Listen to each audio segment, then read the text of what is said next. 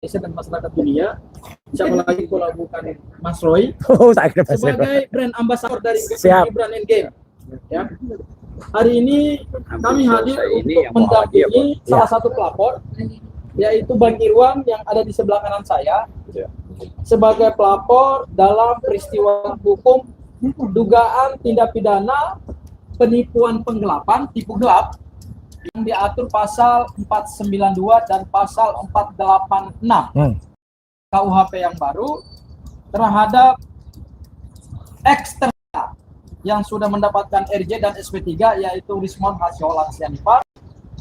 Dan hari ini Bang Irwan dipanggil untuk menghadap ke ruang Subdit 3 Kamnek Keamanan Negara untuk dimintai keterangan sebagai pelapor dalam peristiwa hukum yang berkaitan dengan buku Gibran Endgame. Ya. Sebelum saya menjelaskan lebih lanjut, saya ingin memperkenalkan dulu para tim kuasa hukum. Di sini hadir beberapa orang. Kami ada 11 anggota tim kuasa hukum yang tergabung dalam tim hukum pembela kebenaran dan keadilan. Yang pertama, Prof. Herman Kadir SHMH, berhalangan hadir. Ya. Tapi pamit tadi udah. Ya, betul, sudah memberitahu bahwa karena beliau tidak bisa meninggalkan satu kegiatan di pengadilan, sehingga beliau menitipkan salam, tetapi intinya adalah beliau memberikan dukungan kepada tim hukum ini. Dan untuk sesi berikut nanti beliau akan hadir. Kemudian yang nomor 2, laki-laki ganteng yang ada di belakang, Bang Azam Khan SHMH. Ya, mantap. Yang ketiga, ini laki-laki ganteng lagi, ini Jack benaran ini. Ya, bukan Jack-Jackan ini. Bang Jack Aspardi Pilihan SHMH. Nah, keempat adalah saya sendiri, Abdul Ghafur Sangaja SHMH. Kemudian yang kelima ada seorang ibu cantik, usianya masih 21 tahun, Ibu Firsa Dewi Esa. Nah, kemudian ada lagi ibu yang cantik, kalau tadi usianya 21 tahun, ini usianya masih 17 tahun. Beda setahun. Ya, beda setahun. Bu Susi SHMH. Ya, betul ya. Kemudian yang ketujuh Pak Sugeng Martono SHMH, beliau berhalangan hadir. Kemudian Bu Soraya juga berhalangan hadir. Ada laki-laki ganteng, ya, ini mantan bintang film ini, yaitu Bang Medi Juniarto SHMH. Yang selalu berkacamata. Suka ditanyai para netizen, berkacamata mana? Dulu main film apa ya? Habibie Center. Kemudian ini lagi kembaran salah satu artis lah, ya, yang ganteng juga nih. Iya. Sebelah kanan jangan. Bang Baharu Zaman, ya, SH. Dan yang terakhir Bang Gunawan, ini juga tidak bisa hadir. Ya, masih di Lampung. Kami 11 orang adalah tim kuasa hukum dari Bang Irwan yang akan mendampingi beliau. Inti yang ingin kami sampaikan hari ini, saya singkat saja, adalah Bang Irwan memenuhi panggilan Polda Metro Jaya untuk melaksanakan kewajiban hukumnya sebagai pelapor. Dan hari ini kami banyak bawa bukti-bukti. Bukunya nanti diperkenalkan oleh Bang Irwan sebagai pelapor. Kemudian juga ada beberapa screenshot dari media sosial. Kemudian juga bukti kerugian material yang dialami oleh Bang Irwan. Karena tipu gelap itu kan basisnya adalah kerugian material. Ya, kerugian materialnya adalah sebesar 6.025.000 yang telah beliau transfer melalui Bank BCA kepada seseorang selaku bendahara dari manajemen buku Gibran Endgame. Dan ada beberapa video pernyataan Rismon yang saling kontradiksi. Sebelum dia mengajukan restoratif justice, dia selalu mengatakan bahwa Wapres tidak lulus SMA. Ya, bahkan buku itu dia jual di Car Free Day. Kemudian Mas Roy diangkat juga sebagai salah satu brand ambassador. Tiba-tiba pada saat ijazah beliau dipertanyakan oleh pendukung Pak Jokowi dan kemudian LP-nya naik di Polda Metro Jaya, tiba-tiba beliau mengambil jalan untuk memutar badan, yaitu mengajukan restoratif justice. Dan pada momentum dia bertemu dengan Wapres Gibran, beliau katakan bahwa buku itu akan dia tarik karena isinya tidak sesuai. Dia mengklaim bahwa ijazah Gibran dan Pak Jokowi itu asli, sehingga disitulah beberapa korban merasa tertipu. Ya, merasa tertipu karena antara apa yang dia klaim sebelum RJ dan setelah RJ itu hal yang berbeda kan.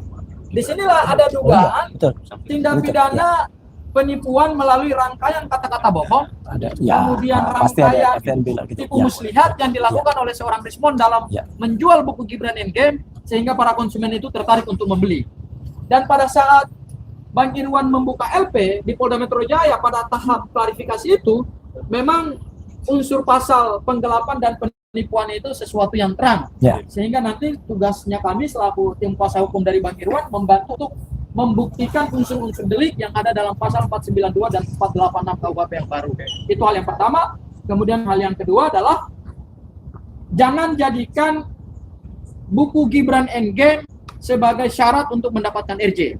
Karena di Polda Metro Jaya ini pada saat Rismon mengajukan RJ, itu secara terang-terangan oleh salah satu anggota tim hukum dari kubunya Pak Jokowi mengatakan bahwa ada kesepakatan perdamaian yang dilakukan oleh Pak Jokowi dengan Rismon. Salah satunya adalah Rismon harus menarik buku Gibran Endgame dan Tempo Youth Papers. Kami kira itulah konsekuensi hukum yang harus ditanggung oleh Rismon ketika ada dugaan dia menipu para konsumen. Ya. Karena diduga bahwa buku Gibran Endgame itu aliran dananya cukup besar, ya kan, dari penjualan buku dan banyak sekali keuntungan yang dia dapat. Tetapi dalam konteks laporan ini kerugian material yang dialami itu 6.025.000. Yes. Dan setelah dikoordinasikan dengan penyidik akan ada tambahan beberapa saksi korban yang juga menjadi korban dari pembelian buku Gibran Endgame. Dan mungkin nanti korbannya bisa lebih banyak dari Bang Irwan, dan kemudian mereka juga akan diminta keterangan sebagai saksi, dan itu nanti kami ikuti ke depan. Itu barangkali pengantar dari saya, Mas Roy, ya. Selanjutnya saya serahkan kepada Bang Azam, kemudian setelah Bang Azam, Bang Irwan, dan terakhir sebagai penutup dari konferensi pers kita secara komprehensif akan disampaikan oleh brand ambassador buku Gibran Endgame, pejuang kita, Mas Roy.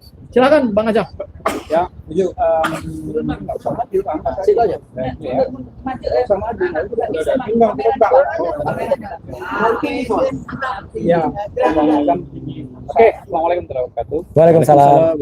Sebelum masuk pada proses laporan, saya hanya mengingatkan ada fakta yang tidak bisa dibantah.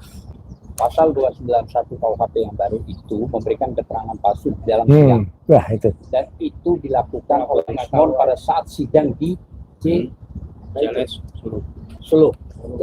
JLS Solo. Dan ya kan, informasi publik kedua. Pasal 291 itu ancaman pidananya 7 sampai 9 tahun. Dan barang siapa yang memberikan keterangan palsu di dalam sidang itu, maka ancaman pidana itu bisa dilaporkan masuk sebelum masuk ke ini, ya. Dan itu fakta. Dan dia mengatakan di dalam sidang bahwa sudah 7 triliun persen foto dan ijazah itu. Nah, itulah pidana. Masuk pada area sekarang Gibran Endgame. Kenapa Irwan melaporkan? Bukan soal fakta 6.200.000. Bukan. Tapi ada sebuah rangkaian kata-kata bohong yang dituangkan di dalam ini dan dijual demi untuk keuntungan pribadi. Nah, tuh. Dan itu sudah lebih dari 5.000 buku yang terjual. Bayangkan Anda, kalau 100 orang saja yang melaporkan, bagaimana? Karena faktanya dia sudah cabut. Pada saat di salah satu televisi nasional, ya, swasta, saya mengatakan bahwa apakah buku ini ditarik, dia malah mengatakan itu untuk konsumsi publik. Loh, ya kalau untuk konsumsi publik berarti kan kacau. Nggak ditarik. Nah, ini bahaya pidananya. Makanya muncul pasal 49 kan? 492 sama 486. 492 itu penipuan dengan tadi rangkaian kata-kata bohong yang dimasukkan. 486 itu penggelapan dari hasil penjualan digelapkan. Ada kemungkinan berkembang di pasal-pasal lain di ITE. Ya. Itu silakan penyidik yang mengembangkan itu. Namun intinya ini berbahaya. Kalau awalnya berkuar-kuar, saya lebih baik mati. Kan? Iya. Kan benar? Iya, betul. Kalau saya istilahnya itu tidak mengakui tulisan itu, oh, ini bahaya. Jadi poin-poin yang saya jelaskan tadi mulai dari pasal 291 itu poin yang fakta tidak bisa dibantah, ancaman pidananya 7 sampai 9 tahun. Yang ini juga ancamannya di atas 4 tahun. maka memungkinkan proses pidana ini tidak bisa mundur, harus dilaksanakan. Nah, saat ini ada penyidikan dari saksi korban. Mungkin itu yang bisa saya sampaikan. Silakan, siapa? Menurut sedikit, Ya. boleh ya. Sebagai korban. Sebagai korban aja menyampaikan sedikit. Ya. Ya. Oke. Baik, terima kasih. Assalamualaikum warahmatullahi wabarakatuh. Waalaikumsalam. Salam, Om Swastiastu, Namo Buddhaya, Salam Kebajikan. Ya. Saya hari ini hadir memenuhi panggilan dari pihak Polda Metro Jaya untuk menindaklanjuti laporan saya tentang saya telah ditipu dan dirugikan oleh oknum yang telah menjual buku Gibran Endgame ini, yaitu Bapak Bismon Hasilan Sianipar. Saya tidak akan berpanjang lebar, saya akan tetap lanjutkan laporan saya ini bersama abang-abang saya yang terhormat yang telah mendampingi saya, lebih 10 orang lawyer, dan abang-abang saya, Pak Roy Suryo juga, Siap. untuk selalu membongkar kebenaran untuk kepentingan rakyat Indonesia. Disinilah bentuk perjuangan kami. Insya Allah kami akan tetap istiqomah dan tidak ada kata-kata RJ untuk mengungkap kebenaran Wah, ini. Ini mantap. harapan saya. Ya. Itu. Jadi saya pertegas lagi, insya Allah kami mohon doa pada seluruh rakyat Indonesia. Inilah kado terbaik bagi seluruh rakyat Indonesia untuk mengungkap kebenaran yang selama ini disembunyikan oleh oknum-oknum yang ingin merusak negeri ini yang kita cintai. Saatnya lah kita bangkit untuk memperbaiki negeri yang Indonesia ini. Terima kasih. Assalamualaikum warahmatullahi wabarakatuh. Waalaikumsalam. Terakhir, Ya, oke. sebagai penutup, Ya. Mas Roy. Boleh dipegangin, Mas? Ya. Sini. Oke. Mas Roy, Mas Roy. Oke. Ya. Ya. Saya pegang. Boleh pegangin? Ya. Oke, saya pegang. Baik. Oke. Assalamualaikum warahmatullahi wabarakatuh. Waalaikumsalam warahmatullahi Ya. Alhamdulillah rekan-rekan semuanya, rekan-rekan media, YouTuber dan semua para pejuang sekalian. Hari ini tanggal 11 Mei. Jadi tadinya para lawyer yang mau bergabung itu banyak. Tapi kita lihat tanggal 11 baiknya dipaskan saja tanggal 11. Jadi 11 lawyer yang ada. Ya. Kalau besok 12 lawyernya, besoknya lagi 13 ya. Jadi hari ini 11 dulu. Tapi terima kasih untuk lawyer lain yang nanti akan menambahkan.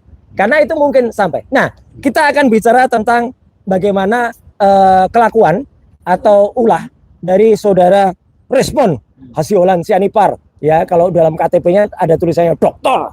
M.Eng. Ya, yaitu yang di sini pakar tak lulus S3. Dan kenapa saya menjadi dilibatkan? Karena memang faktanya, nah ini fakta ya, saya nggak main-main. Tanggal 25 Januari yang lalu, saya diajak secara profesional oleh Respon ini untuk menjadi brand ambassador. Istilahnya dengan kata lain, saya diumpankan. Iya, karena ketika Car Free Day di dekat Bundaran HI waktu itu, ya banyak sekali. Mas Roy apa? Ini bukunya siapa? Bukunya Bang Respon. Mereka baru beli. Ya, jadi artinya apa? Saya diumpankan dan waktu itulah tidak hanya tadi pengakuan yang didapatkan oleh saudara Erwin ya, Pak Irwan ya. Tapi waktu itu saya menyaksikan sendiri bagaimana transaksi yang dilakukan oleh Pak Irwan ini. Ketika kemudian tadinya Pak Irwan tuh mau beli 300 atau 200 buku. 300. Tapi karena bukunya hanya ada 60 waktu itu, Pak Irwan yang kemudian datang tanya ke Respon, bukunya dari mana? Oh, kendaraan saya parkir. Jauh. Ada 1 kilo. Pak Irwan datang memanggul bukunya. Jadi harusnya 6.025 tambah ongkos panggul. Nah itu ya. Iya itu. Itu satu bukunya sekitar 420 gram. Jadi kalau kalikan 60 berapa? Dan itu kelihatan betul. Pak Irwan waktu itu bawa buku. Jadi saya menyaksikan udah beli manggul. Dan tidak hanya itu, 2 minggu kemudian saya juga harus mendampingi saudara Omon ini ya ke Car Free Day yang lain di dekat FX Sudirman ini. Ya bahkan waktu itu kita ada cerita-cerita kecil. Oh Pak FX Sudirman. FX ya, iya. Jadi FX itu bukan namanya Pak Panglima Besar Sudirman dulu ya. Karena kalau ada yang salah, FX siapa? Franciscus Saverus Sudirman. Oh bukan, FX itu nama mall gitu. Ya, jadi itu candaan-candaan aja ada di YouTube. Jadi artinya apa? Saya dilibatkan menjadi ambassador dan memang berbayar. Respon memberikan saya waktu itu 3 amplop dan alhamdulillahnya saya buktikan waktu itu di Radio Suara.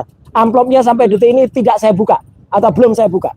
Karena apa? Ketika beri amplop itu saya di-shoot, saya direkam. Saya berpikir, wah ini jangan-jangan mau digunakan untuk apa membalikkan gitu. Kalau katakan saya nanti terima berapa gitu. Jadi amplopnya masih utuh. Suatu saat kalau diperlukan nanti saya itu di depan penyidik ya. Amplop yang dibanting itu. Iya, amplop yang saya banting. Dia itu amplop yang saya banting. Jadi artinya satu yang paling penting, bukunya sebenarnya tidak salah, bukunya. Itu ditulis oleh saudara Respon dalam kondisi masih waras. Ya, sebelum tanggal 11 Maret masih sehat. Sadar ya. Dan buku ini memang benar, buku ini menuliskan apa yang dia tuliskan. Dia Respon. Dia selalu menuliskan Gibran cuma lulus SMP. Ini ada di ternyata Respon pada tanggal-tanggal itu. Ya ini apa dari Prof Ahmad Sumitro. Kemudian ini soal bapaknya ya, soal Jokowi ini, Jokowi Sarjana Muda. Tapi artinya tulisan Respon bahkan pada saat bulan Februari sebelum tanggal 11 Maret itu masih semua related dengan buku ini. Jadi bukunya tidak salah. Jadi benar-benar saya bisa merasakan apa yang dilakukan Pak Irwan ini dengan teman-teman lain yang sudah membeli buku. Bahkan Respon juga mengatakan skripsinya Jokowi atau buku apa pendidikannya Gibran itu hanya semacam toilet paper.